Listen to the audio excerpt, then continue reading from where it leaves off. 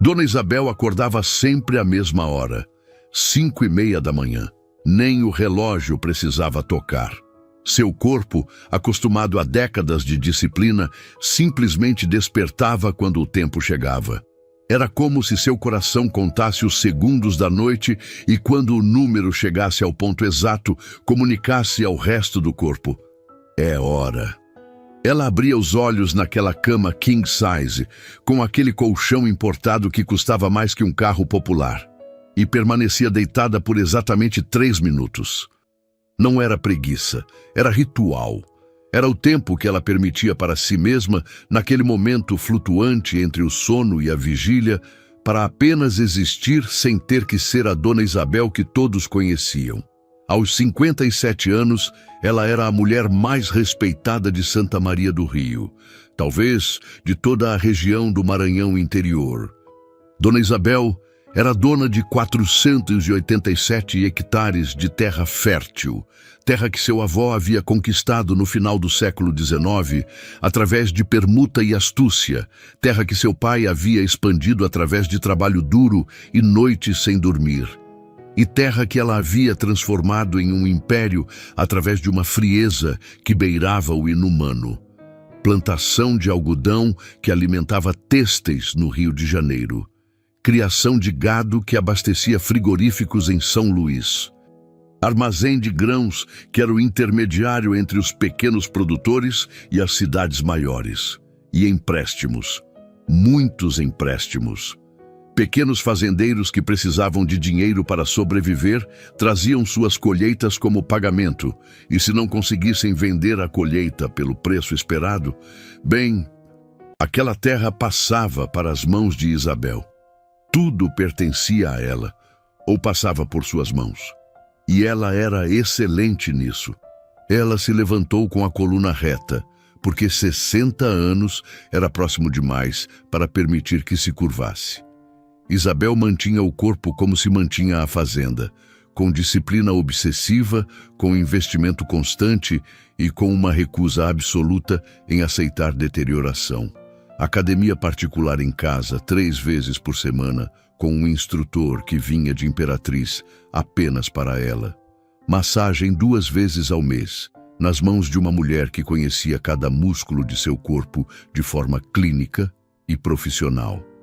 Creme facial que custava mais de R$1.000 o frasco, seu nome tão francês que parecia música quando pronunciado. Cabelos tingidos de um marrom escuro que disfarçava perfeitamente os brancos.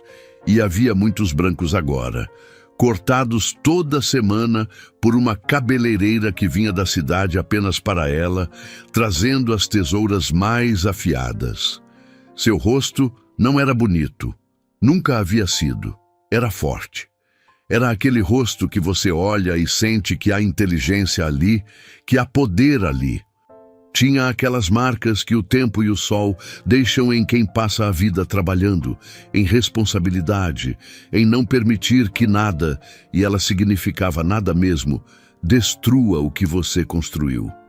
Havia rugas profundas ao redor dos olhos, mas não eram rugas de alguém que sorriu muito. Eram rugas de alguém que passou décadas entrecerando os olhos contra o sol do sertão, calculando, medindo, avaliando. Mas havia algo em Isabel que transcendia beleza. Havia poder.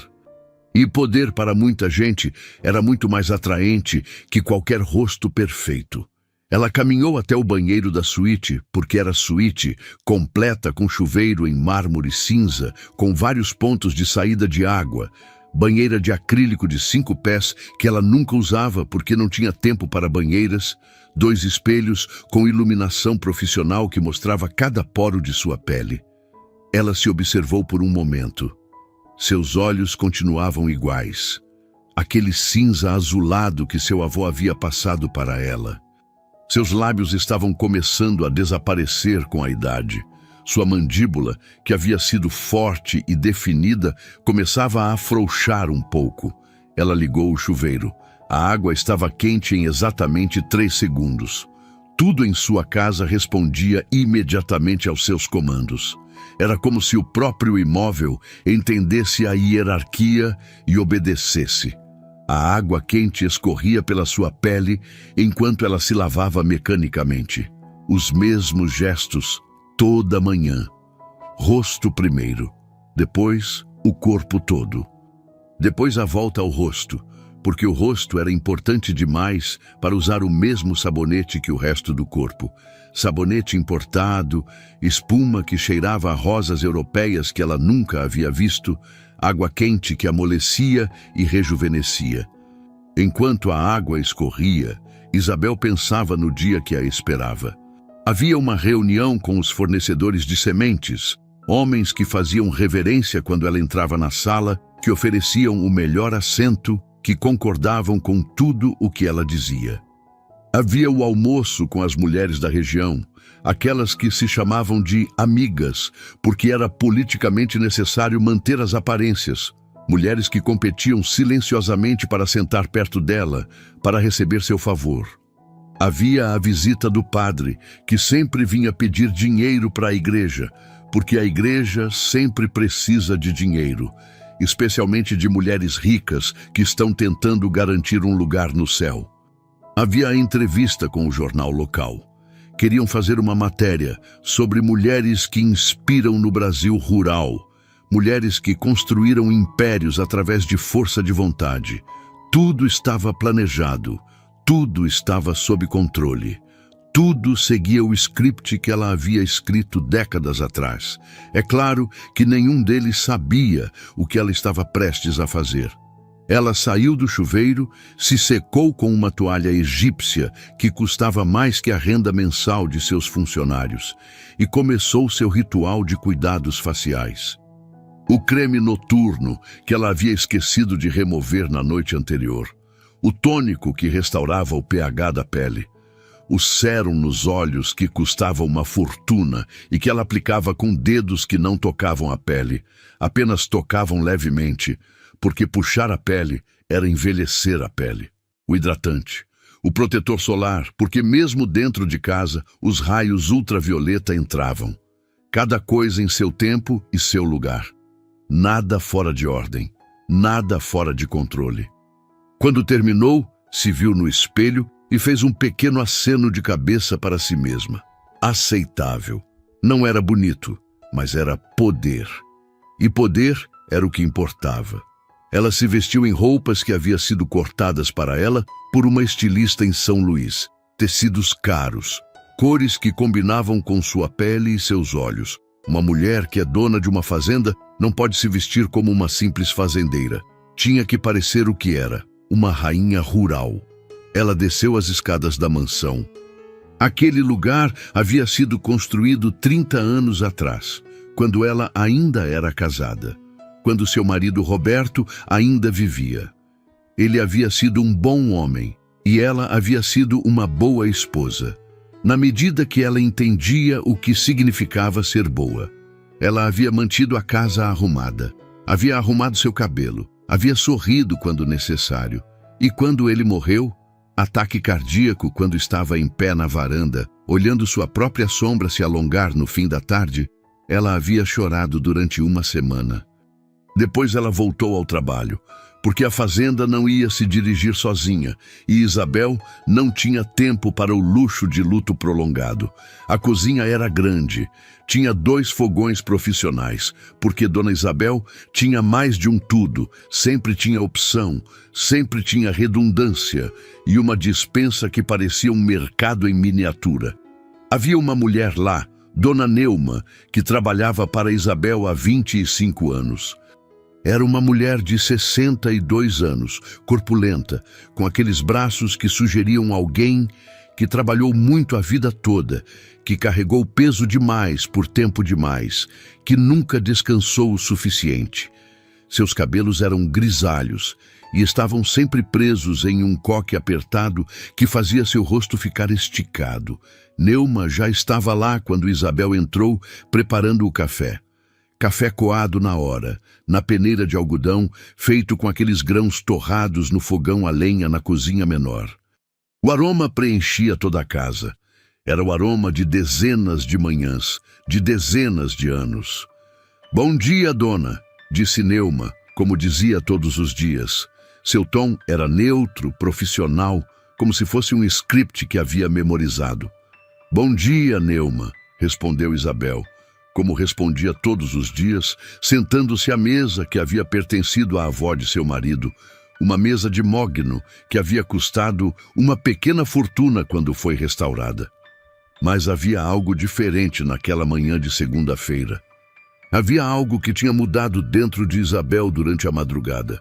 Talvez durante aquele momento entre o dormir e o acordar. Talvez durante o chuveiro. Talvez durante aquele ritual de cuidados que ela havia feito milhares de vezes. Havia algo que se havia cristalizado, finalmente, uma ideia que havia estado flutuando em sua mente durante meses, talvez anos. Neuma trouxe o café. Havia bolo de milho caseiro. Havia queijo fresco. Havia pão que havia sido comprado na cidade naquela manhã. Tudo perfeito. Tudo como sempre. Mas Isabel não tocou em nada. Neuma, disse Isabel, sua voz mudada, mais suave, algo que a mulher não havia escutado antes. Sente-se um momento. Neuma estranhou. Dona Isabel nunca pedia essas coisas. Nunca havia conversa informal. Nunca havia pausa. Mas obedeceu, como sempre obedecia, se sentando na beira de uma cadeira, seu corpo tensionado, pronto para se levantar a qualquer momento, se fosse necessário. Quantos anos você está comigo, Neuma? Perguntou Isabel. 25 anos, dona, respondeu Neuma com precisão. Entrei aqui quando meu marido ainda era vivo. Ele faleceu 3 anos depois, Deus o tenha. E você continua aqui, disse Isabel. Sim, dona. Por quê? Perguntou Isabel, e aquela pergunta era diferente. Não era um comando disfarçado, era uma pergunta real. Neuma piscou. Seus olhos procuraram por sinais de armadilha. Porque você me paga bem, dona, respondeu com cautela. Porque tenho meu quarto, minha comida garantida, porque sou rica, completou Isabel, não como pergunta, mas como constatação. Silêncio. Sim, dona, respondeu Neuma finalmente, aquela honestidade rara que vem de quem não tem nada a perder, porque já perdeu tudo, porque você é rica. Isabel assentiu lentamente. Ela sabia. Claro que sabia. Havia passado décadas observando as pessoas, entendendo o que as movia. Sabia que cada sorriso de seus funcionários era carregado de esperança de bônus. Sabia que cada bom dia era dito com o cálculo de quanto ela valia. Sabia que se amanhã chegasse pobre, completamente pobre, não apenas um pouco pobre, Neuma procuraria outro lugar em questão de horas. Ela não culpava Neuma, não havia ressentimento em seu coração. Era apenas o jeito como o mundo funcionava. Era apenas a física humana básica. As pessoas se movem em direção à gravidade do dinheiro. Você pode ir, Neuma, disse Isabel.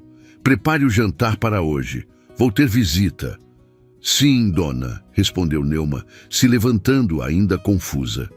Quando Neuma saiu, Isabel permaneceu sozinha naquela cozinha grande, cercada por tudo que havia construído, tudo que havia comprado, tudo que havia conquistado, e sentiu pela primeira vez em muito tempo uma solidão tão profunda que era quase física. Havia uma pergunta que pulsava em seu peito como um segundo coração. Uma pergunta que a havia acompanhado durante anos, durante décadas, mas que ela havia recusado enfrentar. Se eu perder tudo, quem ficará? Não era uma pergunta paranoia. Era uma pergunta verdade. Porque ela sabia, com a certeza de quem havia vivido o suficiente, que ninguém a amava. As pessoas a respeitavam.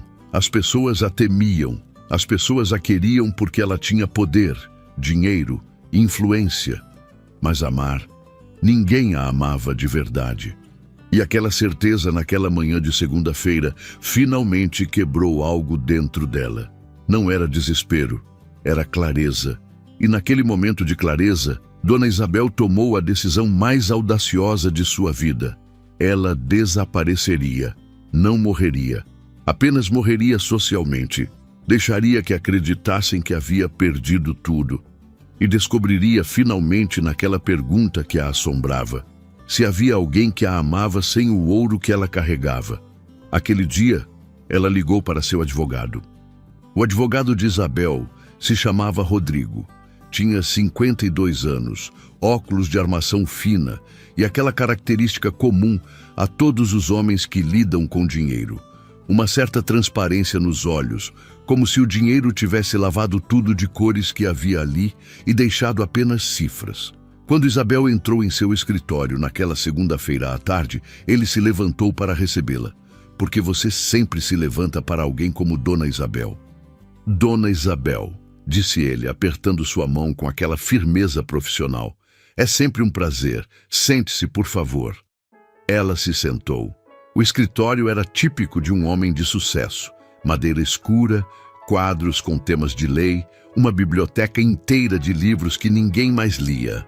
Havia uma foto dele com sua esposa em um passeio de barco. Ela tinha 20 anos menos que ele e aquele tipo de beleza que vem com dinheiro. Rodrigo, começou Isabel, sua voz calma como sempre, preciso que faça algo para mim, algo que vai parecer loucura. Rodrigo recostou na cadeira. Naqueles 25 anos trabalhando para Isabel, ele havia aprendido que quando ela dizia que algo ia parecer loucura, significava que era algo ilegal. Fale, pediu ele. Quero que preparem uma falência, disse Isabel.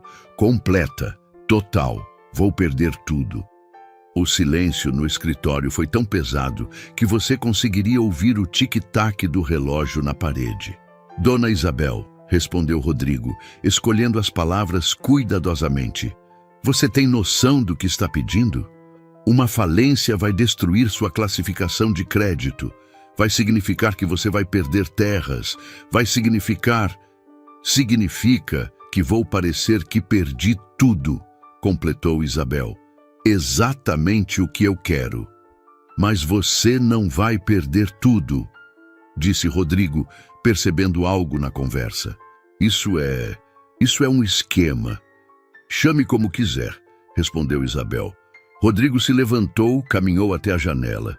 Seu escritório ficava no terceiro andar de um prédio no centro de Santa Maria, e dali podia-se ver a rua principal da cidade, os pequenos estabelecimentos, as pessoas caminhando. Um mundo que dependia de pessoas como Isabel para funcionar. Dona, disse ele se virando, você está bem? Você recebeu más notícias? Há problemas de saúde que eu não sei? Isabel respirou fundo. Tinha que contar a verdade, pelo menos a versão dela. Há uma pergunta que me assombra há muito tempo, começou Isabel. Uma pergunta sobre se há alguém que me ama sem saber que sou rica. E a única forma que vejo para responder essa pergunta é deixar que acreditem que perdi tudo. Rodrigo a olhou por um longo tempo. Seus olhos percorreram seu rosto, procurando por sinais de demência, de transtorno mental. Mas o que ele encontrou foi apenas uma mulher cansada. Uma mulher que havia passado a vida construindo uma coisa e que havia descoberto, tarde demais talvez, que aquela coisa não era o que importava. É um homem? Perguntou Rodrigo. Isabel não respondeu. Não porque não houvesse resposta, mas porque não havia resposta que fizesse sentido ainda. Tudo bem, disse Rodrigo, se sentando novamente. Vou precisar de mais informações. Vou precisar saber exatamente como você quer que isso funcione. Porque uma falência falsa é mais complicada que uma falência real. Faça parecer real, disse Isabel, totalmente real. E assim começou o processo. Rodrigo, com a ajuda de um contador chamado Fernando, que havia trabalhado para Isabel quase tanto tempo quanto Rodrigo, começou a preparar os documentos. Documentos que mostrariam que as propriedades estavam sendo vendidas. Documentos que mostrariam que o dinheiro estava sendo transferido. Documentos que, quando revelados, contariam uma história de ruína financeira. Mas havia um detalhe que ninguém conhecia. Havia também documentos secretos. Contas offshore criadas há anos. Dinheiro transferido cuidadosamente para nomes que não eram os de Isabel. Um plano de contingência que garantiria que ela pudesse viver sem preocupações financeiras, mesmo quando o mundo acreditasse que ela havia perdido tudo. Rodrigo não gostava disso. Havia algo antiético, algo errado em tudo aquilo. Mas era advogado há 30 anos e havia aprendido que os clientes ricos tinham o direito de fazer coisas que os pobres não tinham o direito de fazer. E Isabel estava pagando bem demais para que ele questionasse. Os primeiros boatos começaram na terceira semana. Pequenas coisas, uma menção casual de um fazendeiro para outro sobre uma propriedade de Isabel que estava sendo vendida, uma sugestão sussurrada de que talvez houvesse problemas. Um fornecedor comentando que havia dificuldade em cobrar uma conta. Os boatos crescem em cidades pequenas como fungos em um pote de conserva. Ouvi dizer que ela perdeu tudo em um mau investimento, sussurrou Dona Rosalina para sua amiga em um passeio pela rua. Rosalina havia sido chamada de amiga de Isabel durante 15 anos, aquela amizade superficial das mulheres ricas que precisam manter aparências. Meteu dinheiro em uma empresa em São Paulo e o cara desapareceu com tudo. Não, respondeu outra, balançando a cabeça. Ouvi dizer que foi em jogo, corrida de cavalo. Ela estava apostando pesado e perdeu. Acho que é ainda pior, disse uma terceira. Acho que ela meteu dinheiro em uma empresa do filho de um colega político e esse filho desapareceu com tudo. Há uma disputa judicial. As histórias se multiplicavam, cada uma mais dramática que a anterior, cada uma construída sobre meia-verdade e imaginação. Era como um jogo de telefone, e quanto mais vezes era contada, menos verdadeira a história original se tornava e mais intrigante ela ficava. Isabel deixava que multiplicassem. Quando alguém perguntava, ela apenas sussurrava uma versão diferente, o suficiente para confirmar que sim, havia problemas. Nem confirmava nem desmentia completamente, apenas alimentava a narrativa. Naquela semana, ela não compareceu ao almoço das mulheres que havia sido agendado há meses. Enviou uma nota desculpando-se. Não estou me sentindo bem. A próxima semana, não apareceu na reunião da comunidade. A semana seguinte não respondeu os telefonemas. E o silêncio, mais que qualquer explicação, confirmava os rumores. Um mês depois da primeira falência teórica, Isabel começou a vender coisas. A primeira foi seu carro, o Range Rover preto, novo, carregado de tecnologia. Foi anunciado no jornal por um preço que era claramente uma venda de desespero. Foi vendido em 3 dias para um negociante de carros que pagou em dinheiro, percebendo que havia uma oportunidade. Comprou um Gol velho, prata, com alguns riscos. Era exatamente o tipo de carro que uma mulher que havia perdido tudo teria. Era humilhante. Era também necessário para a narrativa. Depois veio a notícia sobre as propriedades. O Jornal de Santa Maria publicou: Propriedades de Dona Isabel à venda. Havia fotos aéreas das terras. Havia números. Foram 87 hectares, porque ela havia mantido discretamente 400 para si, mas ninguém sabia disso. Os números ainda eram impressionantes, ainda eram suficientes para alimentar o boato. Ela está vendendo, sussurraram. Ela deve estar desesperada, disseram. Os olhares começaram a mudar. Sutil no começo, uma amiga que levava um pouco mais de tempo para responder mensagens, um homem de negócios que cancelava uma reunião. Ninguém era rude, porque você não é rude para alguém que ainda pode não estar completamente falida, mas havia uma mudança, uma certa rejeição que não era aberta, era apenas uma inclinação do corpo na direção oposta. 2 meses depois da revelação inicial, a falência se tornou pública. Rodrigo havia preparado todos os documentos perfeitamente. Tudo parecia real, porque, em certo sentido, era real. A única coisa que não era real era a narrativa final, que Isabel havia realmente perdido tudo. O Jornal de Santa Maria publicou em primeira página: Dona Isabel perde tudo em colapso financeiro. Havia números, milhões, propriedades, negócios, tudo evaporado nas assinaturas de documentos, nas transferências bancárias, no registro de imóveis. A matéria ocupava quase meia página. Aos 57 anos, Dona Isabel, que havia sido, durante décadas, uma das mulheres mais influentes e respeitadas de Santa Maria do Rio, viu seu império desabar em questão de semanas. Segundo fontes próximas, a empresária havia feito investimentos que não funcionaram, resultando em perdas catastróficas. Suas propriedades estão sendo leiloadas. Sua conta bancária foi congelada. Há rumores de que ela estava vivendo em condições difíceis desde o descobrimento da falência, há aproximadamente 2 meses. Quando procurada para comentários, a empresa de assessoria de Dona Isabel respondeu apenas que ela está de luto e não deseja falar com a imprensa neste momento. As implicações financeiras afetarão dezenas de pequenos fazendeiros que dependiam de seu sistema de empréstimos, bem como seus funcionários, dos quais muitos foram demitidos nos últimos meses. Isabel leu a matéria tomando café em uma cafeteria simples no centro de Santa Maria. Uma cafeteria com mesas de formica, de cadeiras de alumínio que estavam começando a enferrujar. O tipo de lugar onde ela nunca havia entrado antes. O tipo de lugar que as pessoas como ela não frequentavam. Uma mulher idosa que estava na mesa ao lado a reconheceu. Seus olhos se alargaram. E então, mais rápido que qualquer coisa que Isabel havia visto, seu rosto mudou.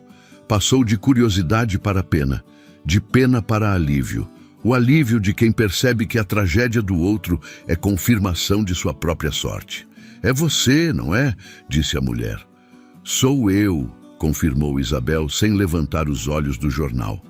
Que tristeza, disse a mulher, mas seu tom dizia que não era tristeza, era satisfação. Era o tipo de satisfação que vem de alguém que passa a vida olhando para os ricos com inveja e que finalmente vê justiça, ou o que ela acredita ser justiça, sendo entregue pelo universo. Quando Dona Rosalina entrou na cafeteria 5 minutos depois, Isabel viu. Viu o momento em que seu ex-amiga a reconheceu. Viu o rápido cálculo nos olhos dela, uma matemática que não tinha nada a ver com números, era apenas o cálculo de se uma pessoa valia a pena ser saudada ou não. Rosalina virou as costas. Literalmente virou o corpo e caminhou para a outra ponta da cafeteria, escolhendo uma mesa que tinha vista para a rua, não para Isabel. Não houve escândalo, não houve drama, apenas rejeição, simples, clara, definitiva. Isabel terminou seu café. Era ruim, muito amargo, feito com café de qualidade inferior e água que talvez não tivesse fervido o suficiente. Ela não reclamou, apenas pagou, contando as moedas cuidadosamente, como alguém que realmente precisava, e saiu. A rua estava cheia. Era terça-feira ao meio-dia e as pessoas estavam fazendo compras, conversando, vivendo suas vidas. Havia alguns rostos que Isabel reconhecia, pessoas com quem havia falado, pessoas que haviam sorrido para ela. Quando passava por eles, seus olhos se desviavam, seus corpos se afastavam. Era como se tivesse um rótulo invisível colado em sua testa. Não vale a pena. Ela chegou à casa que havia alugado naquela quarta-feira. A casa era uma daquelas que você vê em cidades pequenas do interior, barro e cal, telhado de zinco, 2 quartos que você conseguiria entrar em um, apenas erguendo a mão. Uma sala que servia como cozinha, um quintal cercado por uma cerca de madeira que havia visto melhores dias. A dona da casa se chamava Sônia. Tinha aproximadamente a idade de Isabel, mas parecia 10 anos mais velha. Aquele tipo de velhice que vem de trabalho duro, de preocupação constante, de uma vida que nunca permitiu descanso. Quanto você quer pagar? Perguntou Sônia quando Isabel foi ver a propriedade. Ela não havia reconhecido Isabel. Para Sônia, era apenas uma mulher de meia idade, com uma mala pequena, procurando por um lugar para ficar. O mínimo que você tiver, respondeu Isabel. Estou em dificuldades financeiras. Sônia olhou para ela por um tempo. Não era pena em seus olhos. Era reconhecimento. Era, eu conheço essa expressão porque eu sou essa expressão. Posso alugar esse quarto por R$ 400 por mês, disse Sônia. Você tem trabalho? Não no momento, respondeu Isabel. Não era completamente mentira. Mas tenho algum dinheiro. Posso ficar alguns meses. Tudo bem, disse Sônia. Mas quando o dinheiro acabar, você vai ter que sair ou encontrar trabalho. Entendeu? Eu não posso fazer caridade. Entendo, respondeu Isabel. Bem, nessa casa, ninguém é rico de todas as formas, disse Sônia, aquela frase saindo como um sussurro de sabedoria.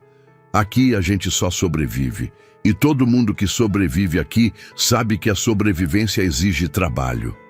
Isabel se mudou naquela noite.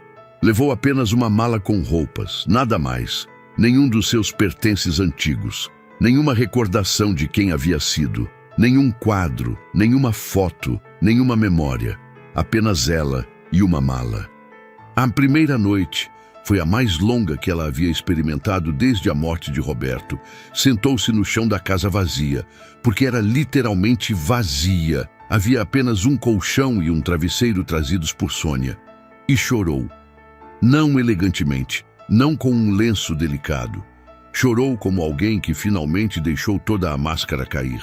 Chorou pela perda, pela humilhação, pelos 25 anos com Neuma que desapareceram em um momento, pelos amigas que nunca foram amigas, pelos funcionários que temiam sua voz e agora sequer falavam seu nome. Mas havia algo mais profundo naquele choro. Havia algo que era quase alívio, porque a primeira pergunta, se eu perder tudo, quem ficará? Finalmente tinha uma resposta. Ninguém. Mas talvez, pensou Isabel enquanto a noite se aprofundava, talvez ninguém fosse o suficiente. Talvez ninguém fosse o alicerce que você precisava para reconstruir quem você realmente era. Porque talvez, depois de toda uma vida sendo alguém, você precisasse de um tempo sendo ninguém antes de poder ser alguém verdadeiro. E aquele ninguém era exatamente onde ela estava agora. No escuro, no chão frio, em uma casa que não era sua, em uma vida que não era a que havia planejado. E pela primeira vez em décadas, Isabel dormiu sem pensar em números. As primeiras semanas foram de aprendizado brutal. Não o tipo de aprendizado que você recebe em livros ou em conversas. Era aprendizado através do corpo, aprendizado através do cansaço, aprendizado através da humilhação. Isabel nunca havia feito suas próprias compras, nunca havia empurrado um carrinho de supermercado, nunca havia calculado preços comparado marcas, procurado por produtos mais baratos. Toda a sua vida, Neuma havia feito isso. Ou, antes de Neuma, sua mãe. Ou, antes de sua mãe, uma empregada cujo nome ela não conseguia nem lembrar agora. Nunca havia cozinhado. Não realmente. Havia cozinhas inteiras em sua casa. Havia pessoas que cozinhavam. Sua função era apenas comer, avaliar, criticar se necessário. Havia uma vez, quando era menina, que havia tentado fazer um bolo. Sua mãe havia rido e mandado que saísse da cozinha.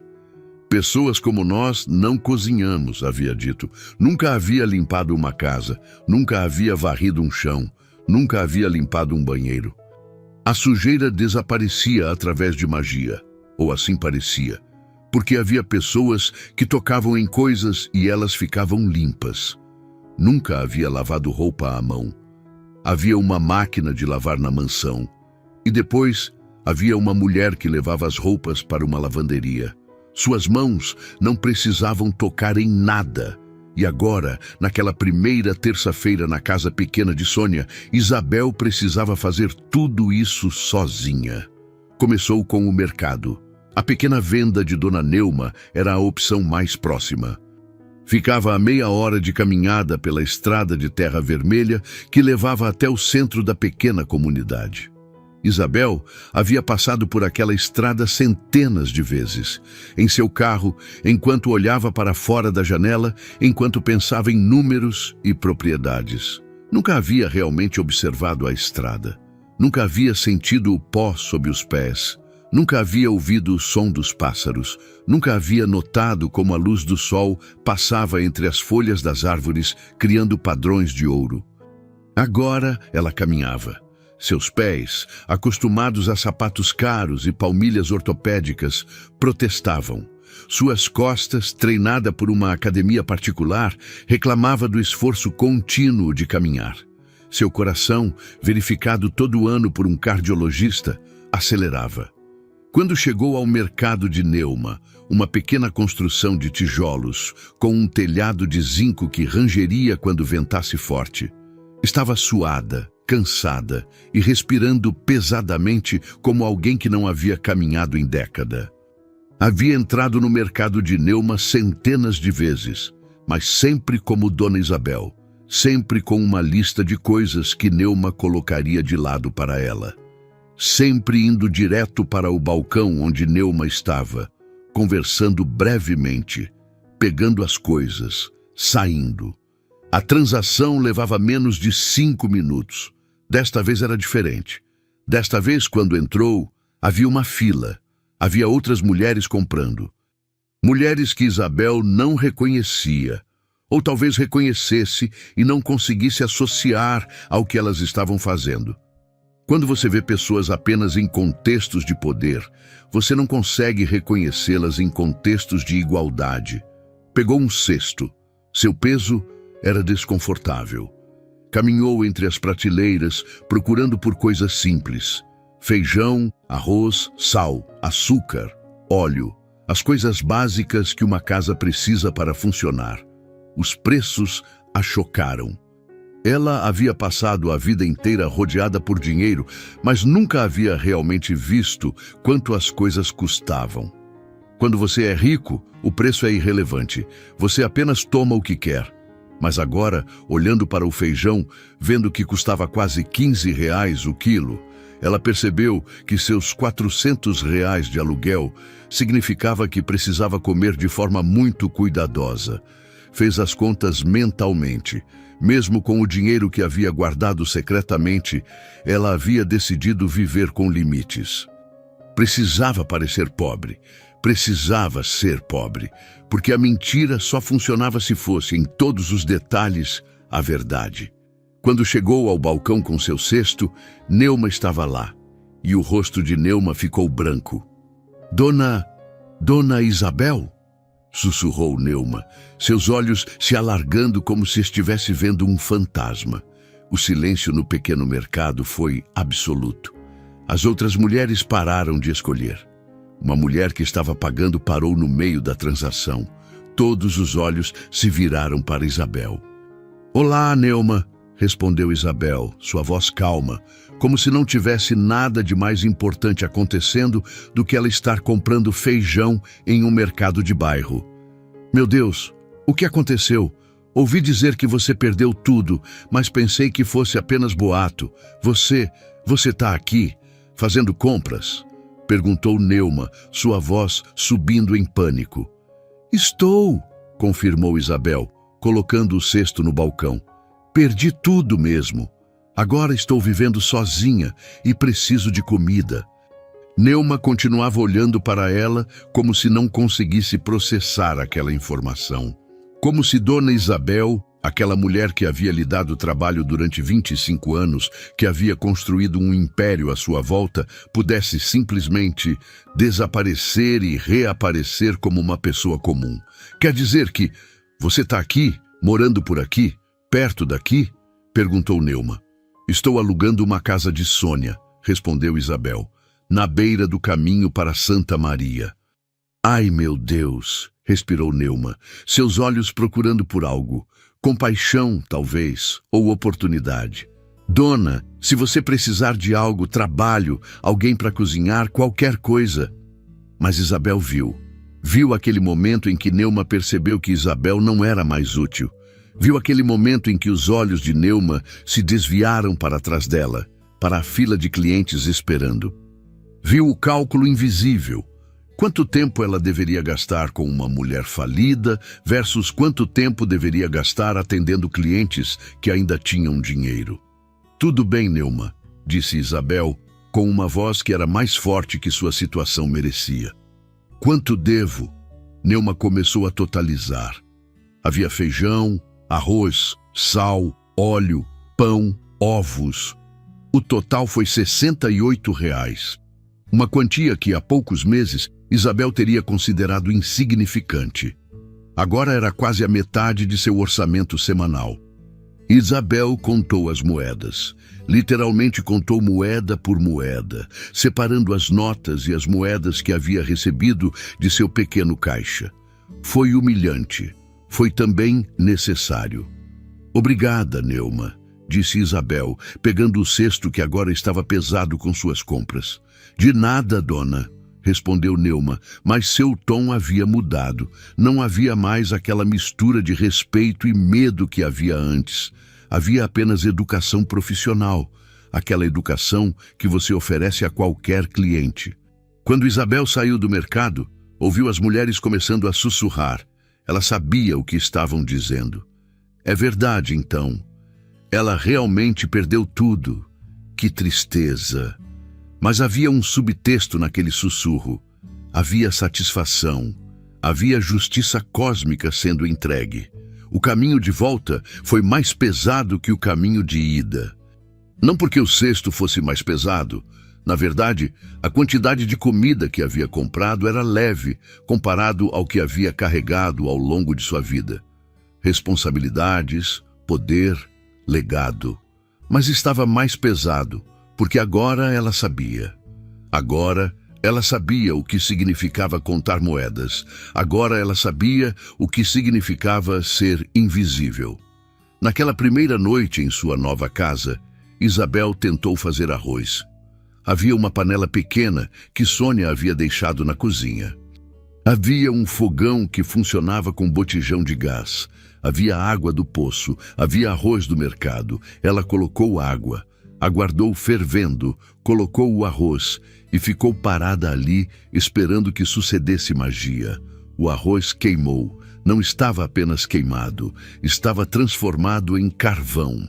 O fundo da panela estava negro. O aroma que preenchia a casa era de desastre.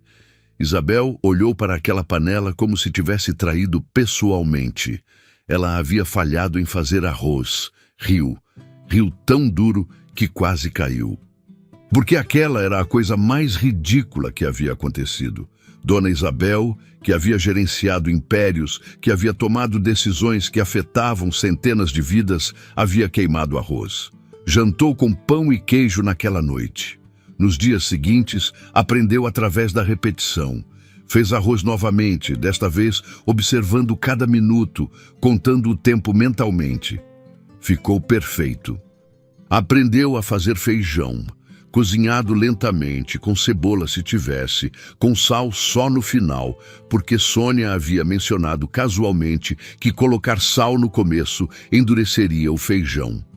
Aprendeu a limpar, varrendo o chão de terra batida com uma vassoura que havia comprado por R$ 5, passando um pano molhado nos móveis, limpando o banheiro simples com um pano e água quente. Havia algo meditativo nisso, algo que acalmava sua mente. Aprendeu a lavar roupa à mão. O primeiro dia foi um desastre. Seus pulmões não estavam acostumados a estar abaixados sobre uma tina. Seus braços não tinham força para torcer a roupa. Suas mãos ficaram vermelhas de tanto esfregar. Quando terminou, havia ferido a pele entre seus dedos. Mas quando pendurou aquela roupa no varal, vendo-a secar ao vento, sentiu algo que não havia sentido em anos: satisfação.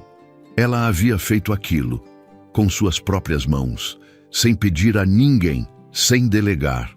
Passou semanas naquele ritmo. Acordava ao amanhecer, hábito antigo que não conseguia quebrar. Fazia seu café simples, lavava o chão, preparava uma refeição, caminhava para o poço para buscar água, caminhava para o mercado quando precisava de algo, jantava, dormia. Era uma vida que teria parecido aprisionante há meses. Agora parecia possível, parecia que havia espaço para respirar, parecia que havia tempo para pensar. 3 semanas depois de se mudar para a casa pequena, Isabel foi ao centro de Santa Maria novamente. Precisava de medicamentos. Tinha uma receita de um check-up anual que havia feito anos atrás e precisava refazê-la. Precisava falar com um médico.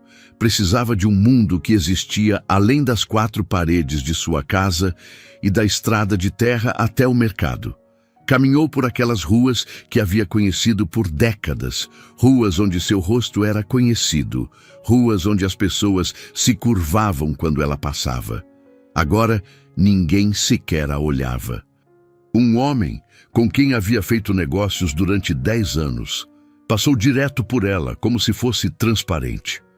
Uma mulher que havia sentado em sua mesa de jantar, que havia comido sua comida, bebido seu vinho, a olhou e virou rapidamente para a outra direção. O padre que visitava sua casa pedindo dinheiro estava na rua. Quando viu Isabel, seus olhos procuraram por algum tipo de reconhecimento. Mas não havia nada ali que o conectasse à dona Isabel que ele conhecia. Havia apenas uma mulher de meia idade, com roupas simples, caminhando sozinha. "Minha filha, posso ajudá-la?" perguntou o padre, aquele tom de voz que as pessoas usam quando falam para alguém que está tendo dificuldades. Aquele tom de voz de caridade. "Não, obrigada, padre", respondeu Isabel. Ele assentiu e continuou seu caminho. Isabel permaneceu ali por um momento, observando sua volta. Via pessoas que conhecia de toda uma vida. Pessoas que havia emprestado dinheiro. Pessoas cujos filhos havia ajudado a colocar na escola. Pessoas cujas vidas havia tocado de formas que elas nunca havia apreciado plenamente enquanto ela tinha poder. E nenhuma delas havia. Ela era invisível. Não era a invisibilidade do tipo que você escolhe. Não era a invisibilidade deliberada do monge que renuncia ao mundo. Era a invisibilidade que vem de uma queda. Era aquela invisibilidade particular que pertence àqueles que tinham algo e o perderam. Porque as pessoas muito ricas recebem uma certa quantidade de compaixão quando caem. Há interesse, há morbidez. Você viu a dona Isabel? Falam. Mas Isabel havia caído tão completamente que não havia sequer interesse mórbido. Havia apenas indiferença. Aquela indiferença era pior que ódio, porque o ódio, pelo menos, reconhecia sua existência. Foi enquanto caminhava de volta para casa, passando pelo mercado de Neuma, que Isabel viu pela primeira vez. Havia um homem consertando uma prateleira no lado de fora do mercado. Um homem com uns 40 e poucos anos, com o tipo de corpo que vem de trabalho físico, não musculoso, apenas firme, apenas definido pela utilidade. Suas mãos trabalhavam com precisão, apertando parafusos, verificando o nivelamento. Ele não a notou. Ou, se notou, fez um trabalho muito bom em fingir que não notou. Seu nome era Tonho, embora Isabel não soubesse disso naquele momento. O que ela sabia era que havia alguém trabalhando, que havia alguém que não se virou quando ela passou, que havia alguém que estava completamente absorto em sua tarefa, completamente indiferente à sua presença.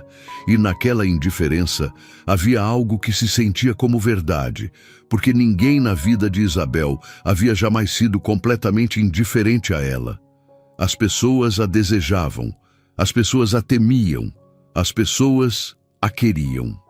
Mas ninguém havia jamais olhado para seu trabalho, seu compromisso com aquela tarefa e esquecido que ela existia. Aquele homem havia esquecido que ela existia. E aquilo era a coisa mais bonita que havia acontecido em semanas.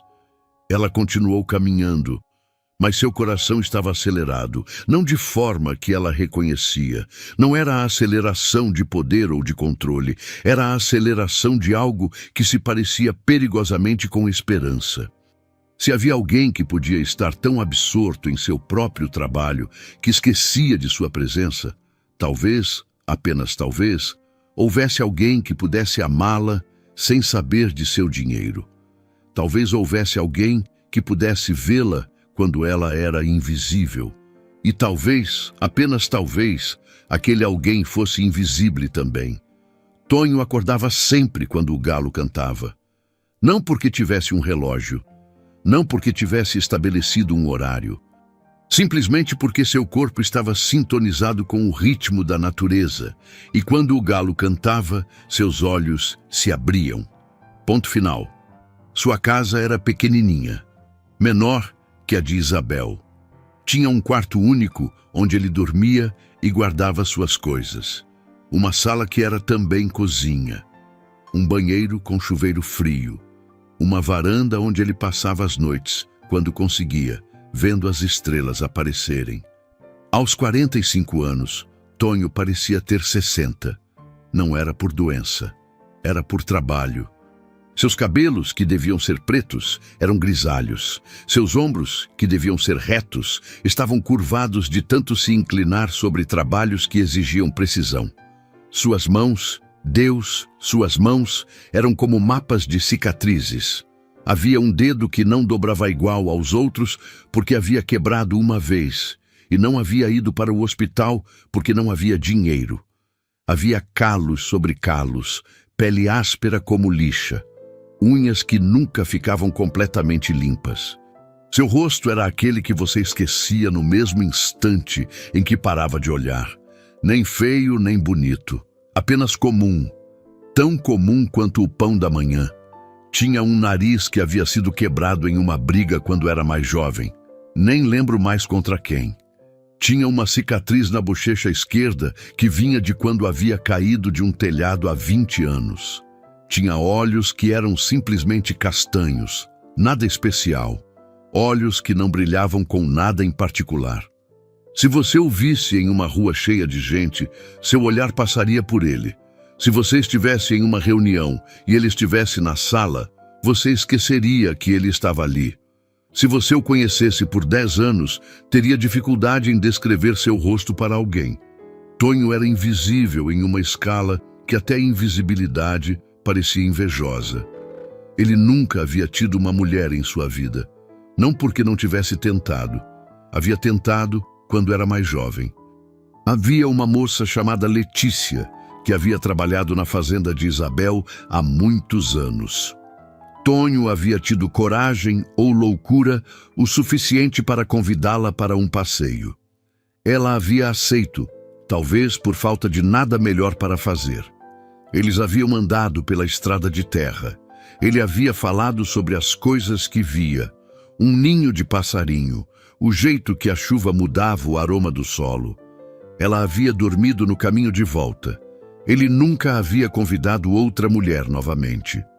Havia tido algumas experiências quando era muito jovem, com mulheres que cobravam, mulheres da cidade que não havia sequer lembrado de seu rosto no dia seguinte. Mas amar era diferente. Amar exigia ser visto. E Tonho havia aprendido cedo na vida que não era visto, não por falta de tentar. Tonho havia trabalhado na fazenda de Dona Isabel durante 20 anos. 20 anos. Uma vida inteira, basicamente. Ele havia começado quando tinha 25 anos, cheio de esperança de que talvez ali, naquela grande propriedade, havia lugar para alguém como ele. Talvez houvesse valor em um homem que sabia consertar coisas. Talvez houvesse reconhecimento em um homem que fazia as coisas certas. Nos primeiros anos, Tonho tentou se impor, tentou fazer mais que o pedido, tentou ser visível, consertava uma porta e depois procurava por outra coisa que precisasse ser consertada. Fazia o trabalho de 2 homens. Chegava cedo, saía tarde, esperava reconhecimento. Isabel nunca havia mencionado seu nome quando falava com outras pessoas. Meu pedreiro faz um bom trabalho, ela dizia. Não, Tonho faz um bom trabalho, apenas meu pedreiro. Depois de alguns anos, Tonho havia desistido de ser visto. Ele havia aceitado que seu trabalho era invisível, que sua presença era invisível, que sua existência era invisível. E havia uma paz estranha em aceitar isso. Porque quando você para de esperar ser visto, a dor de não ser visto diminui. Quando você para de procurar por reconhecimento, a ausência de reconhecimento não dói mais. Ele ainda fazia seu trabalho bem. Não por esperança de recompensa, mas porque era quem ele era. Um homem fazia seu trabalho bem ou não fazia. E Tonho não conseguiria viver consigo mesmo se fizesse as coisas mal. 20 anos na fazenda de Isabel. 20 anos consertando portões, consertando cercas, consertando telhados, consertando coisas que as pessoas ricas quebram e depois esquecem que precisam consertar. 20 anos vendo Isabel passar, seus olhos nunca realmente o vendo, suas palavras nunca realmente o dirigindo a ele diretamente. E depois, de forma tão abrupta quanto uma porta sendo fechada, a falência. Quando Isabel começou a demitir, Tonho soube que seu tempo havia chegado ao fim. Ele havia esperado pela demissão formal, mas não havia vindo. Em vez disso, Isabel havia o procurado uma tarde e oferecido uma redução de salário. "Você quer continuar?" havia perguntado ela, e Tonho ouviu a verdadeira pergunta por trás delas. "Você quer ficar mesmo sabendo que as coisas estão desabando?" Ele havia considerado ficar, mesmo com menos dinheiro, porque pelo menos haveria trabalho, pelo menos haveria estrutura, pelo menos haveria a ilusão de estar em algum lugar. Mas havia algo que o fez sair. Talvez fosse dignidade, talvez fosse percepção, talvez fosse o fato de que ele havia passado 20 anos sendo invisível e não podia gastar seus últimos anos vendo alguém que o havia ignorado desaparecer sob as ruínas de seu próprio império. Então ele saiu, silenciosamente, como havia feito tudo em sua vida. Agora ele fazia trabalhos para a comunidade, um dia consertando uma cerca para um vizinho, outro dia reparando o telhado de uma casa cujo dono estava doente. Outro dia, ainda ajudando a reconstruir um celeiro que havia caído durante uma tempestade. Ganhava o suficiente para comer.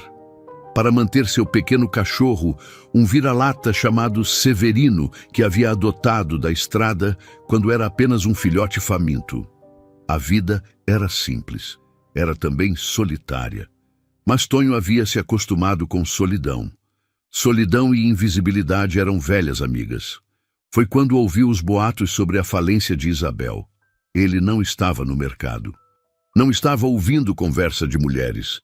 Era seu amigo Paulão, o único homem que realmente falava com Tonho como se ele fosse um ser humano completo, que havia mencionado casualmente. "Ouvi dizer que a dona Isabel faliu, perdeu tudo em investimento errado." Tonho havia parado de trabalhar naquele momento. Havia permanecido ali, segurando um prego em uma mão e o martelo em outra, processando essa informação. Isabel havia perdido tudo. Dona Isabel, que havia construído um império, havia visto tudo desaparecer.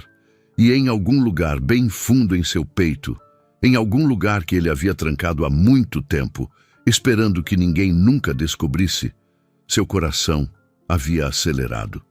Porque se Isabel havia perdido tudo, talvez, apenas talvez, ela pudesse ser vista também.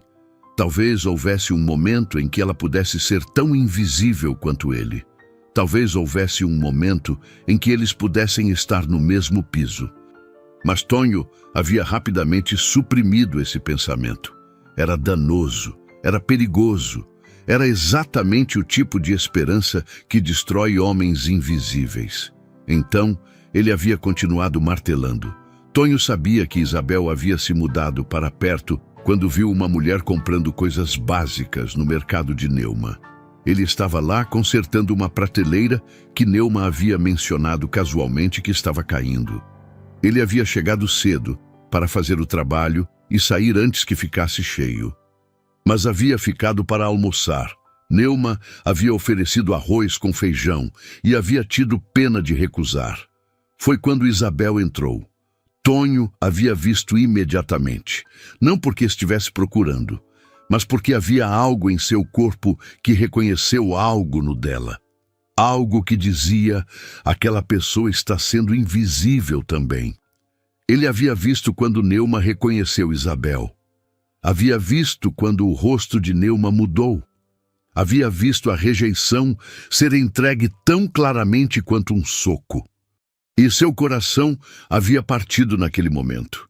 Não porque amasse Isabel, não ainda, mas porque a havia reconhecido. Porque havia visto em seus ombros aquela mesma curvatura que havia em seus próprios ombros. Havia visto em seus olhos aquela mesma pergunta: se não tenho nada, quem sou eu? Naquela noite, Tonho havia cometido um roubo. Havia roubado da casa de um vizinho, não dinheiro, mas madeira. Madeira de qualidade que havia sido descartada porque havia mais novo e mais bonito disponível. Ele havia carregado aquela madeira até a casa onde acreditava que Isabel estava vivendo, a casinha de Sônia, que havia visto Isabel entrar, e havia consertado a cerca. Não havia pedido permissão, não havia batido na porta. Havia apenas visto que havia algo quebrado, havia reconhecido que a chuva entraria. Havia trazido a ferramenta necessária e havia feito o conserto. Quando terminou, havia saído em silêncio, deixando apenas o trabalho feito como mensagem. Uma mensagem que dizia: eu vejo você. Você importa. Você existe. Depois da cerca vieram outras coisas. Tonho havia passado por aquela casinha de Sônia regularmente. Não porque fosse no caminho, porque não era, mas porque havia reconfigurado sua rota de trabalho para passar por lá. Havia encontrado desculpas para ir àquele lado da comunidade. Ele havia visto quando a porta começou a fazer barulho estranho. Ele havia esperado para ver se Isabel a consertaria. Quando viu que ela não conseguia, porque um dia havia passado e ouvido aquela porta gritando, ele havia retornado à noite e havia consertado. Havia visto quando o telhado começou a vazar. Havia observado a chuva caindo. Havia esperado alguns dias para não ficar óbvio demais. E depois havia aparecido um sábado à manhã, ferramenta em mão, e havia consertado o telhado. Havia tomado cuidado para usar materiais de qualidade, porque não podia pedir que Isabel pagasse. Havia vindo de seu próprio bolso. Do dinheiro que havia ganho em outros trabalhos. Havia um padrão naquilo, um padrão de observação, um padrão de cuidado. Porque Tonho havia aprendido a viver através de observação. Havia aprendido a estar em um lugar sem ser notado. Havia aprendido a ver o que as pessoas precisavam e a oferecê-lo silenciosamente. Uma semana, havia notado que Isabel estava tendo dificuldade em carregar água do poço. Seus ombros se inclinavam sob o peso. Ela havia deixado cair uma vez, e a água se havia espalhado pela terra vermelha. Tonho havia consertado o poço para torná-lo mais acessível. Havia criado uma corda melhor. Havia feito um sistema de poleia que tornaria mais fácil puxar a água para cima. Ninguém sabia que havia sido Tonho. Isabel havia acordado e encontrado tudo feito. Havia apenas se beneficiado do trabalho sem nunca conhecer o nome de quem o havia feito. E estava bem assim. Porque Tonho havia finalmente entendido o que significava amar. Não era sobre ser visto, não era sobre ser reconhecido, não era sobre ser apreciado. Amar era sobre fazer algo, qualquer coisa, sem nenhuma expectativa de retorno. Amar era sobre deixar que a outra pessoa tivesse a dignidade de acreditar que havia conseguido sozinha. Havia um dia em que Tonho havia consertado a porta de uma casa que ficava ao lado de onde Isabel morava. Havia trabalho legítimo para fazer. O proprietário havia pedido ajuda. Tonho havia chegado cedo, havia começado a trabalhar, totalmente absorto em sua tarefa. E então havia visto Isabel saindo de casa. Havia algo sobre ela naquele dia que o havia detido. Não era beleza. Tonho nunca havia pensado em Isabel em termos de beleza. Era algo sobre a forma que ela se movia. Havia uma certa lentidão, uma certa reflexão. como se estivesse aprendendo a existir novamente. Ela havia caminhado pela estrada, passando por ele. Tonho! Havia chamado. Ele havia se virado, seu coração disparando, seus olhos procurando por sinais de que ela o havia reconhecido. Olá, dona, havia respondido, seus olhos descendo para o chão imediatamente. Era hábito, era proteção. Era a forma que os invisíveis aprendem a estar em volta dos poderosos. Não sou mais dona de nada, havia respondido Isabel. Pode me chamar de Isabel. E aquele nome saindo de sua boca havia soado como música. Como se ela o estivesse descrevendo de forma mais verdadeira do que qualquer palavra poderia descrever. Tá bem, Isabel, havia respondido Tonho, e havia dito aquele nome como se fosse uma oração. Aquela cerca que você consertou, havia começado Isabel, e Tonho havia sentido o pânico. Havia sentido que o jogo havia sido descoberto, que ela havia percebido que tudo havia sido em vão. Que cerca? Havia perguntado, fingindo não saber. Mas Isabel havia persistido. Tonho, eu sei que foi você. Por quê? E naquele momento ele poderia ter mentido. Poderia ter dito algo sobre uma conversa que havia tido com Sônia. Poderia ter criado qualquer desculpa. Mas não havia, porque havia chegado o momento. Havia chegado o momento em que a verdade precisava ser dita. Porque era preciso consertar. Havia respondido simplesmente. Mas eu não pedi, havia dito Isabel. Não precisa pedir, havia respondido Tonho. Eu vejo, eu faço. E naquela resposta havia tudo. Havia 2 décadas de invisibilidade. Havia anos de observação silenciosa. Havia o conhecimento de que Tonho havia visto Isabel quando ninguém mais havia.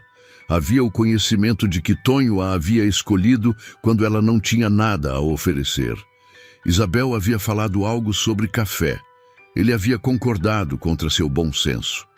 Naquela noite, quando se sentou àquela mesa simples, comendo feijão que Isabel havia cozinhado e que estava um pouco queimado nas bordas, Tonho havia entendido algo. Havia 2 tipos de invisibilidade. Havia a invisibilidade de ser desprezado. Havia a invisibilidade de ser ignorado. Havia a invisibilidade que vinha de ser pobre, de ser fraco, de ser insignificante. E depois havia a invisibilidade de amar. Havia a invisibilidade que vinha de estar em um lugar onde a outra pessoa não sabia que você estava. Havia a invisibilidade que vinha de oferecer algo sem esperar nada em retorno. E estava começando a entender que talvez aquelas 2 invisibilidades pudessem encontrar uma à outra. Talvez pudessem reconhecer uma à outra. Talvez, apenas talvez, pudessem amar uma à outra. A primeira coisa que desapareceu foi a solidão. Não que desaparecesse completamente. Isabel ainda se sentia sozinha durante a noite, quando o silêncio da casa pequena era ensurdecedor, quando o vento soprava contra o telhado de zinco, criando sons que a assustavam. Mas havia algo novo. Havia algo que vivia no ar entre ela e o mundo externo. Havia evidência de que alguém estava pensando nela. Havia prova de que ela existia. Um dia, uma cesta de frutas apareceu na porta de sua casa. Maçã, laranja, banana, frutas da estação. Frutas que alguém havia colhido, havia separado cuidadosamente, havia colocado em uma cesta tecida à mão e havia deixado silenciosamente para ela. Não havia nota, não havia nome, não havia nenhuma indicação de quem havia feito aquilo, apenas frutas. Isabel olhou ao redor, procurando por sinais. Mas não havia ninguém, apenas a evidência do cuidado. Ela chorou. Sentou-se no chão duro da cozinha e chorou de forma que não havia chorado em meses, porque aquele gesto, simples, anônimo, sem nenhuma expectativa de retorno, era tudo aquilo que ela nunca havia recebido. Não quando era rica, não quando era poderosa. Ninguém havia nunca feito nada por ela, apenas porque ela merecesse ser cuidada. Havia sempre uma transação, havia sempre uma expectativa. Havia sempre um cálculo. Mas aquelas frutas eram pura graça. Comeu-as lentamente, saboreando cada mordida, sabendo que alguém havia pensado nela o suficiente para colher aquilo. Guardou a cesta porque era bela demais para descartar. A próxima semana havia lenha aparecida do lado de fora de sua casa. Tonho havia percebido que a noite estava ficando fria, que o inverno se aproximava, que Isabel precisaria se aquecer. E havia trazido lenha, boa lenha, lenha seca que havia sido preparada corretamente, lenha que queimaria bem e duraria. Ele havia empilhado de forma que ficasse protegida da chuva. Havia deixado dentro de uma cobertura improvisada de plástico. Era o trabalho de alguém que realmente havia pensado em como aquilo funcionaria, de alguém que havia considerado cada detalhe. Isabel percebeu e compreendeu. Alguém estava olhando para ela. Alguém estava observando. Alguém estava notando que ela era uma mulher que precisava de cuidados e estava oferecendo aqueles cuidados em silêncio. Ela começou a sair mais, procurando por sinais, procurando por aquele homem invisível que estava se tornando cada vez mais visível para ela através de suas ações. Foi em uma terça-feira, quando estava na estrada voltando do mercado, que o viu novamente. Tonho estava consertando a porta de um vizinho. Seus braços se moviam com precisão, com a segurança de alguém que havia feito aquele gesto 1 milhão de vezes. Ele não a viu, ou fez de conta muito bem que não viu. Mas Isabel o reconheceu. Reconheceu aqueles ombros curvados, reconheceu aquelas mãos calejadas, reconheceu aquele homem que havia trabalhado em sua fazenda por 20 anos sem que ela realmente o visse. Tonho, chamou ela. Ele virou. Seus olhos a procuraram e a encontraram. Houve um momento de reconhecimento que durou apenas 1 segundo, mas que foi infinito, como se toda a história deles estivesse sendo reescrita naquele olhar. Olá, dona, disse ele, seus olhos descendo para o chão, aquele hábito antigo de quem aprendeu a não ocupar espaço demais. Não sou mais dona de nada, respondeu Isabel, e havia algo em seu tom que era diferente desta vez. Havia menos desculpa e mais convite. Pode me chamar de Isabel. Tá bem, Isabel, disse Tonho, e aquele nome saindo de sua boca soou como promessa, como se ele estivesse dizendo: agora você é real para mim, agora você existe. Aquela cerca que você consertou, começou Isabel, caminhando para mais perto. Que cerca? Perguntou Tonho, mas seus olhos traíram o segredo. Seus olhos sabiam exatamente de qual cerca ela estava falando. Tonho, disse Isabel, e havia urgência em sua voz agora. Eu sei que foi você. Por quê? Por que você faz tudo isso por mim? Tonho colocou sua ferramenta para baixo. Seus olhos, quando encontraram os dela, eram profundos como poços que ninguém havia explorado em muito tempo. Porque era preciso consertar, respondeu simplesmente. Mas eu não pedi, insistiu Isabel. Não precisa pedir, respondeu Tonho, e havia tanta verdade naquela resposta que Isabel sentiu seu coração falhar uma batida. Eu vejo, eu faço. E ali estava tudo. Aquele era o homem que via. Aquele era o homem que fazia.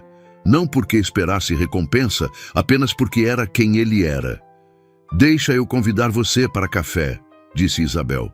Deixa eu fazer algo para você em troca. Não precisa, respondeu Tonho. Mas eu quero, insistiu Isabel. Ele a olhou por um longo tempo, como se estivesse processando algo, como se estivesse decidindo se era seguro aceitar, como se estivesse avaliando se aquele convite era verdadeiro ou apenas educação. Tudo bem, disse finalmente. Deixe eu terminar aqui. Aquela noite, Tonho se sentou à mesa simples de Isabel. Ela havia cozinhado, e cozinhava tão mal que quase queimou o feijão novamente, mas desta vez havia notado a tempo. Havia pão fresco do mercado, havia queijo caseiro de Neuma, havia café quente feito no fogão a lenha, aquele café que preenchia toda a casa com um aroma que era quase sagrado. Eles não conversaram muito. Tonho não era de muitas palavras. E Isabel havia aprendido que, às vezes, as melhores conversas são aquelas feitas em silêncio, onde a presença é mais eloquente que qualquer discurso. Mas enquanto comiam, havia algo mudando entre eles. Havia algo que nascia no silêncio compartilhado. Havia algo que vivia no espaço entre suas mãos na mesa. Havia algo que sussurrava. Talvez haja alguém aqui que realmente me vê.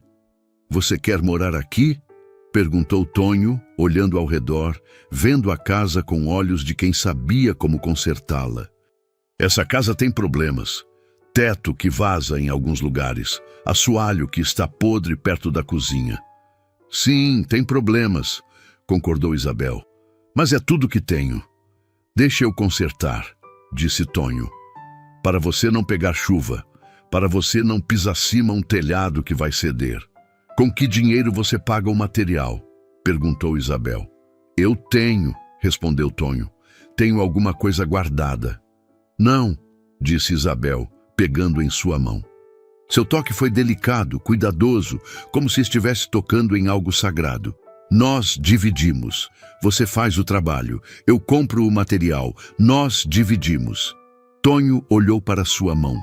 Para aqueles dedos que havia dado ordens para milhões durante décadas. Dedos que agora simplesmente pediam, dedos que tremiam ligeiramente. Tudo bem, respondeu ele. A partir daquela noite, Tonho começou a aparecer na casa de Isabel regularmente. Não todos os dias, mas o suficiente para que ela pudesse contar com sua presença. Suficiente para que começasse a esperar por ele. Suficiente para que seu coração acelerasse quando ouvia o som de seus passos chegando. Ele consertou o teto. Trabalhou durante dias, trazendo telhas novas, removendo as velhas que vazavam. Isabel o observava trabalhar, vendo a forma que seu corpo se movia com precisão, com dedicação. Ninguém havia nunca trabalhado tão duro por ela. Ninguém havia nunca colocado seu próprio esforço em suas necessidades assim. Consertou o assoalho, removeu as tábuas podres, trouxe madeira nova, boa madeira, que ele havia conseguido através de conexões que havia desenvolvido ao longo dos anos. Trabalhou ajoelhado, suas mãos calejadas, restaurando o chão onde ela caminharia. Consertou as janelas que não fechavam. Consertou a porta que gritava. Consertou os pequenos detalhes que a fazem uma casa ser um lar. E enquanto consertava, ele falava.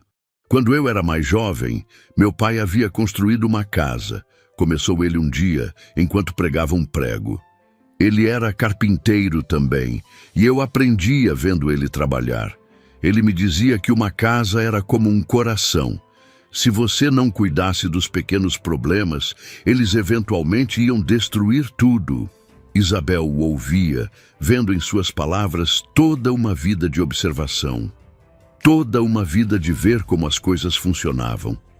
Toda uma vida de estar presente em uma forma que ninguém havia nunca reconhecido. Quantos anos você trabalhou na minha fazenda? Perguntou Isabel. 20, respondeu Tonho, sem hesitar. 20 anos consertando cercas, consertando telhados, consertando as coisas que você quebrava. E você nunca pediu nada? Perguntou Isabel. Pedir para quê? Respondeu Tonho, colocando o martelo para baixo. Você não me via.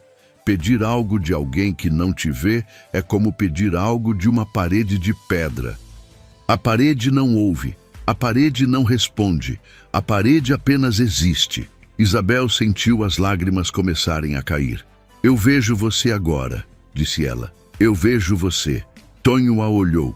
Seus olhos carregavam décadas de invisibilidade, décadas de ser ignorado. décadas de amar silenciosamente.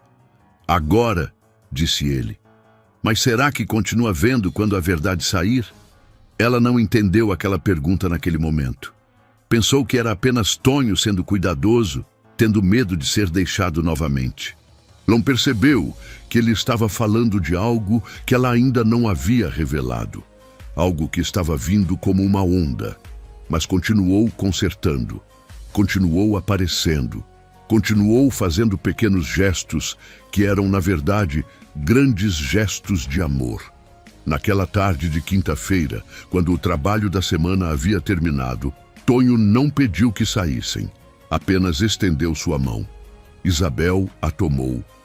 Eles saíram da casa, caminharam pela estrada de terra vermelha, subiram uma pequena elevação que Isabel nunca havia explorado antes. E então viram o pôr do sol. Aquele pôr do sol do interior do Maranhão que é um milagre todos os dias. Aquele céu que se transforma em fogo e ouro e roxo impossível. Aquele momento sagrado em que o mundo inteiro parece estar em êxtase, em que o tempo para, em que você finalmente entende por que as pessoas acreditam em Deus. Eles se sentaram na terra em silêncio e assistiram enquanto o dia morria. Tonho, disse Isabel depois de longos minutos que poderiam ter sido horas. Por que você faz tudo isso por mim? Por que cuida de mim? Você poderia estar em qualquer lugar, fazendo qualquer coisa. Por que desperdiça seu tempo com uma mulher que não tem nada? Tonho não respondeu imediatamente. Apenas continuou olhando para o horizonte, como se pudesse encontrar as palavras certas naquele céu em chamas. Quando você era dona da fazenda, começou finalmente, sua voz baixa como o vento, você nunca me viu. Ninguém nunca me vê. Sou invisível para todos. Há 20 anos eu era invisível na sua propriedade. Há 45 anos eu sou invisível na minha vida. Sou invisível de forma tão completa que às vezes me pergunto se realmente existo ou se sou apenas um fantasma andando por aí, fazendo coisas. E ninguém percebe porque fantasmas não deixam rastro. Ele respirou fundo. Mas aquele dia, quando vi você contando moedas no mercado, continuou Tonho, vi uma mulher que finalmente era real. Não era a dona, era apenas uma pessoa que precisava de ajuda, uma pessoa que merecia ser vista. E eu pensei, talvez pela primeira vez na minha vida, eu possa ser o primeiro a ver alguém. Talvez eu possa ser importante para alguém, nem que seja apenas porque sou o único que percebi que ela estava caindo. Isabel sentiu as lágrimas escorrerem pelo seu rosto. Você não merecia isso, sussurrou ela. Você não merecia passar a vida inteira invisível. Ninguém merece, respondeu Tonho. Mas é o que acontece com pessoas como eu. E quando finalmente encontra alguém que você poderia amar, realmente amar, não o corpo dela, não o dinheiro dela, apenas ela. Você agarra com tudo que tem, porque talvez seja a única chance que você recebe. Ele virou para olhá-la e havia algo em seus olhos que era tão profundo, tão verdadeiro, que Isabel sentiu seu coração quebrar e se reconstruir simultaneamente. Você é real para mim, disse Tonho. Desde aquele dia no mercado, você é mais real para mim que qualquer outra coisa no mundo. Porque você está lutando, porque você está tentando, porque você seguiu em frente mesmo quando poderia ter desistido.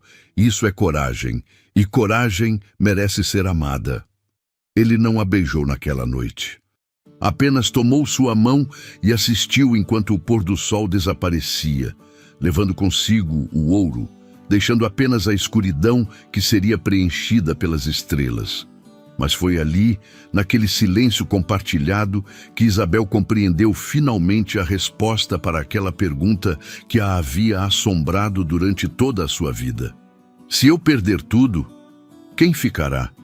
Ele ficaria. Este homem invisível que havia passado a vida inteira sendo ignorado. Este homem que havia amado silenciosamente enquanto ela era rainha. Este homem que a amava agora que era ninguém. Este homem havia ficado. 3 meses depois de aquela noite no pôr do sol, a verdade explodiu como uma bomba. Rodrigo, seu advogado, apareceu na porta de sua casa pequena com um jornal na mão. Seu rosto estava pálido.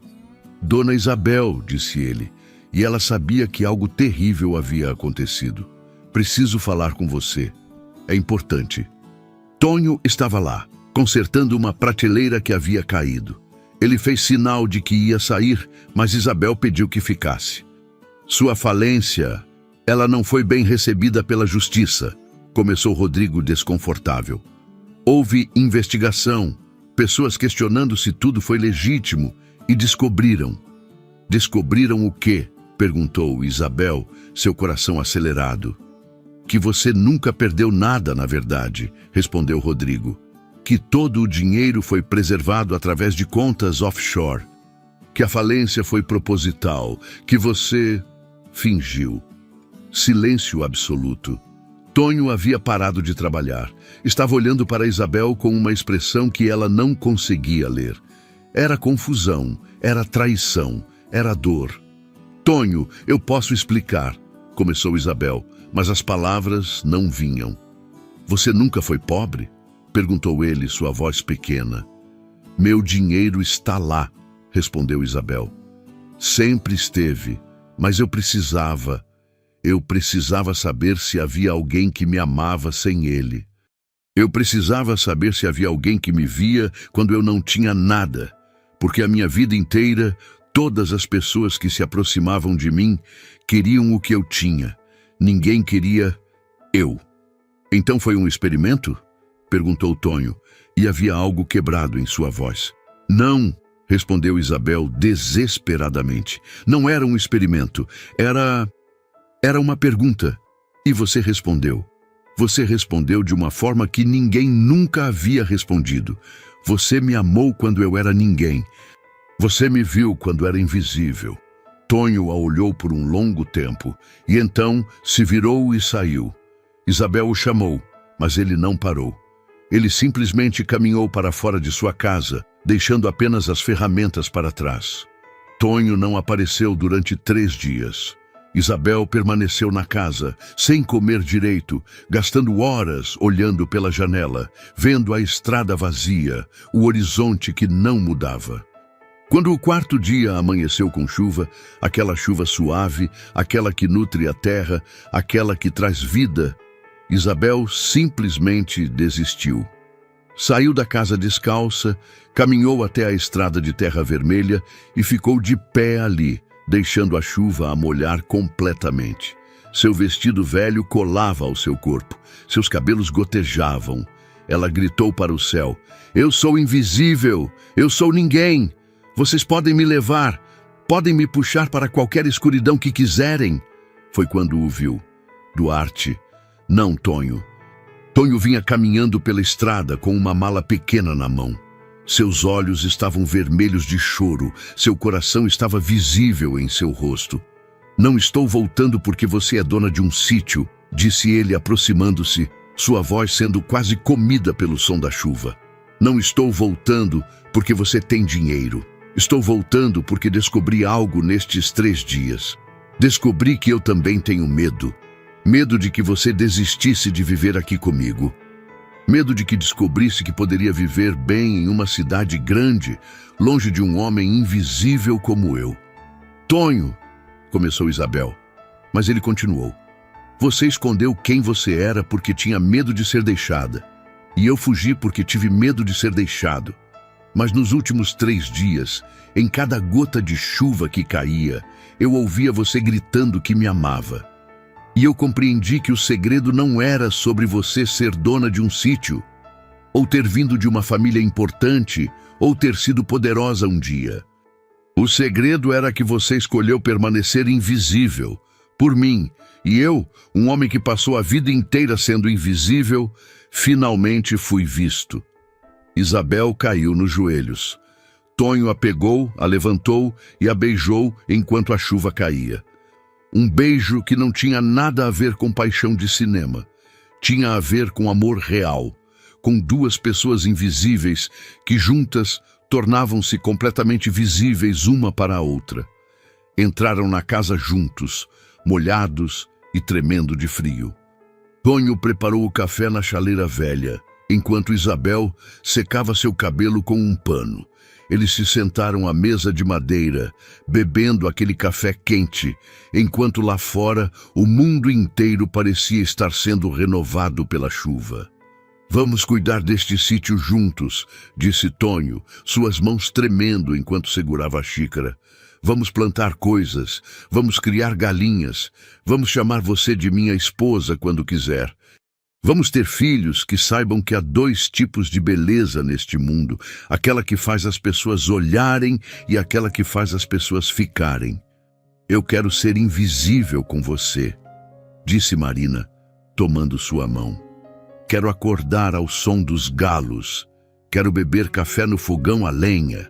Quero que as únicas pessoas que me vejam sejam você, as galinhas e talvez Severino, seu cachorro. E quero fazer isso por toda a minha vida."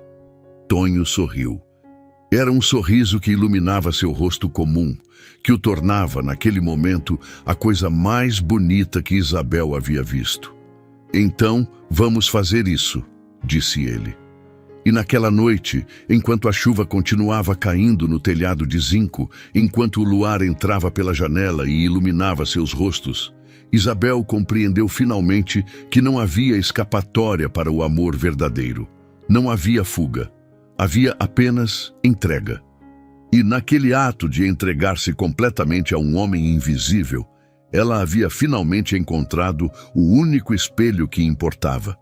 Aquele que refletia não quem ela era, mas quem ela poderia ser quando alguém realmente a visse. Dona Isabel e Tonho se casaram em uma cerimônia simples, naquela elevação onde se sentaram para ver o pôr do sol pela primeira vez em silêncio compartilhado. Ela usava um vestido branco simples que havia costurado com suas próprias mãos, aprendendo conforme ia, cometendo erros, consertando, começando de novo.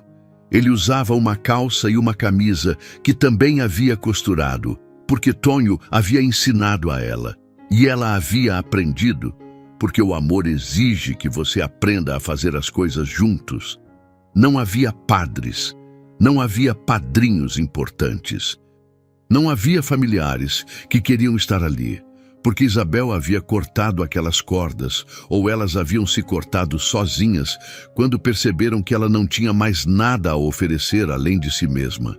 Havia apenas alguns vizinhos. Havia Neuma, que havia vindo mais por curiosidade que por amizade, mas que havia chorado de forma inesperada durante a cerimônia. Havia Sônia, que havia alugado aquela casinha e que havia se tornado, naqueles meses, algo como uma amiga. Havia o cachorro Severino, que dormia aos pés de Tonho, porque o cachorro sabia o que era ser amado incondicionalmente. "Você tem certeza?", perguntou uma das mulheres que havia sido sua amiga antes da queda. "Mais certeza que tive de qualquer outra coisa na minha vida", respondeu Isabel, e era verdade, porque ela havia finalmente compreendido o maior segredo. Não é o homem mais bonito que fica, não é o homem mais rico, não é o homem mais importante. Não é aquele que todos veem em uma multidão, aquele que brilha, aquele que todo mundo quer. É o homem mais invisível, é aquele que ninguém vê, é aquele que aprendeu a se amar a si mesmo porque ninguém o ama, é aquele que passa a vida inteira observando, cuidando, amando em silêncio, é aquele que oferece seus dons sem esperar nada em retorno. É aquele homem que, quando finalmente encontra alguém que merece ser amado, o faz com a dedicação de quem sabe o valor real da visibilidade, da escolha, da presença. Tonho nunca se tornou importante, nunca se tornou rico, continuou como era, um homem com mãos calejadas, com poucas palavras, com um coração que batia para alguém. Continuou consertando cercas, continuou consertando casas, continuou sendo invisível para o resto do mundo. Mas para Isabel, ele era tudo. Ele era a resposta para aquela pergunta que a havia assombrado durante toda a sua vida. Isabel, que havia sido tudo, descobriu que a coisa mais importante era ser vista por alguém que realmente olhava. Meses depois, quando a história havia sido digerida pela comunidade, quando as pessoas finalmente aceitaram que sim, Dona Isabel havia fingido e que sim, ela estava com um carpinteiro invisível que havia passado décadas em sua sombra, Isabel fez uma coisa que a chocou a si mesma. Ela revelou tudo, não para se desculpar, mas para ser honesta. Convocou a comunidade. Reuniu as pessoas que havia deixado, que havia ignorado, que havia acreditado estar abaixo dela, e disse: eu fiz isso porque precisava saber, porque passei a vida sendo amada por tudo que não era eu. E quando finalmente fui ninguém, quando finalmente não tinha nada a oferecer além de mim mesma, encontrei alguém que já me amava, um homem que eu havia desprezado durante 20 anos porque era invisível, e ele era o único que enxergava quando eu também era invisível. Você enganou a gente toda, gritaram alguns. Enganei, admitiu Isabel. Enganei porque não confiava, enganei porque tinha medo. Enganei porque acreditava que apenas a riqueza e o poder tinham valor. E quando descobri que aquilo era uma mentira, tive medo de dizer a verdade. E agora? Perguntou Dona Rosalina, aquela que havia desviado seu rosto no mercado. Agora eu trabalho, respondeu Isabel. Agora eu planto. Agora eu colho. Agora eu sou apenas uma mulher que está aprendendo a viver. E estou feliz. Estou mais feliz do que fui quando tinha tudo. E era verdade. 3 anos depois, Isabel e Tonho tiveram um filho. Um menino que nasceu com os olhos castanhos de Tonho e a determinação de Isabel.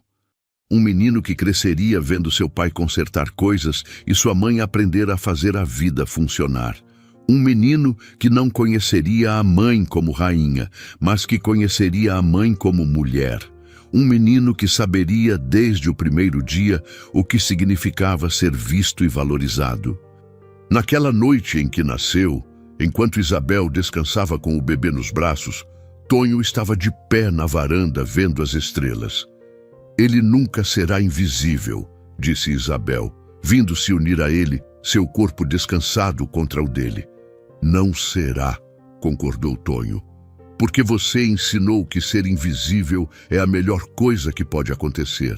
Que invisibilidade permite que você veja. Que invisibilidade permite que você ame. Eles ficaram ali, observando as estrelas, enquanto seu filho dormia. Observando aquele céu que nunca havia deixado de ser bonito, que nunca havia deixado de existir, que havia estado lá o tempo todo esperando que alguém parasse o suficiente para vê-lo. E Isabel compreendeu finalmente que a história não tinha final. Não o tipo de final que tem um "e viveram felizes para sempre". Era apenas o tipo de história que continua. Dia após dia, gesto após gesto, amor após amor. Porque o amor verdadeiro não é um evento, é um processo. É algo que você faz todos os dias quando acorda. É algo que você faz quando escolhe ficar mesmo quando poderia ir. É algo que você faz quando pega em uma mão calejada e diz: "Você importa". E naquela varanda, sob aquele céu maranhão que fazia milagres todos os dias, 2 invisíveis finalmente se tornavam visíveis um para o outro. E aquela era a história verdadeira. Aquela era a história que importava. Aquela era a história de 2 pessoas que descobriram que quando você perde tudo, a única coisa que você realmente quer é alguém que fique. E naquele permanecer, encontraram tudo. Fim.